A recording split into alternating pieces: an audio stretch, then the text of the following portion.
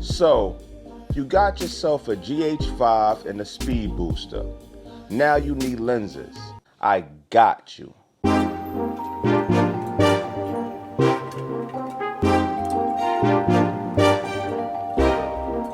You are now tuned in to the big boy Shaoba McCoy, and today we're going to kick it about lenses for your GH5 or Micro Four Thirds camera. But not just any lenses. We're going to go over the 3 best zoom lenses to put on your speed booster. Be it a Metabones, Viltrox, or any other speed booster you're going to put on your GH5. But before we get into it, hit those like, subscribe, and notification buttons. All people in public must have a mask or nose covering, mouth and nose covering, and they must wear it in a situation where you cannot or are not maintaining social distancing. Meaning what? Meaning the same thing we've been saying from day one. If you're going to be in public and you cannot maintain social distancing, then have a mask and put the mask on. One of the greatest things about Micro Four Thirds cameras is that you can adapt nearly any lens to the mount.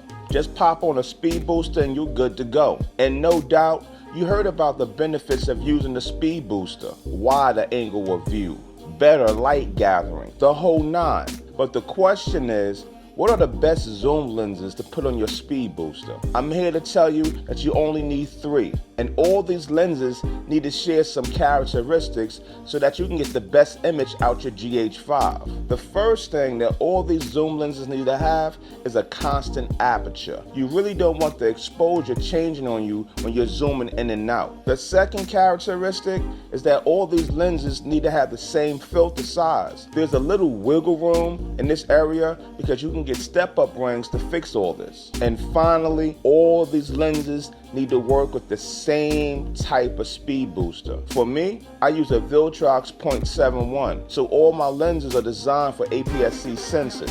So now that that's out the way, let me now tell you what are the best zoom lenses you need to get for your GH5 and speed booster. The first lens that you're going to need to get is a lens to cover your standard zoom range. This is the lens that you'll use most of the time. Truth be told, get the reigning king, the Sigma 18 to 35mm f1.8. For those that don't know, this is an APS-C lens with a crisp image.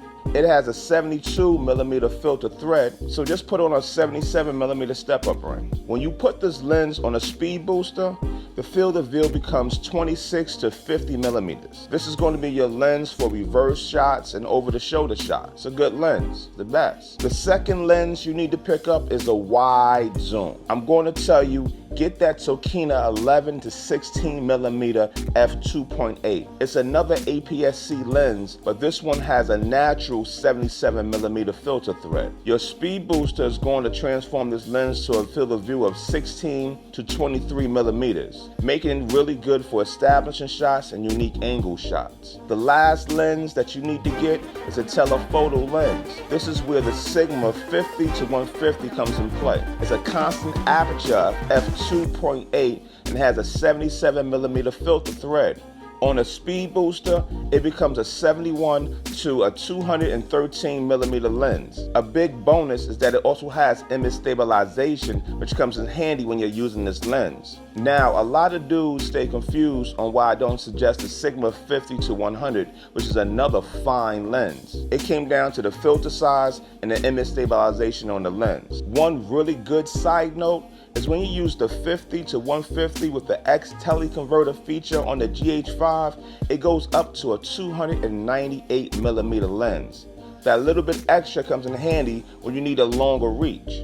If you're looking to get these lenses, there are affiliate links in the description. And also, if you're looking to get a custom mask, I'm gonna put a link in the descriptions down below where you can pick these up just like this. Now, this is dope. More camoed up, ready for war. Well, not war, you know, ready to survive. Get it on. There you go.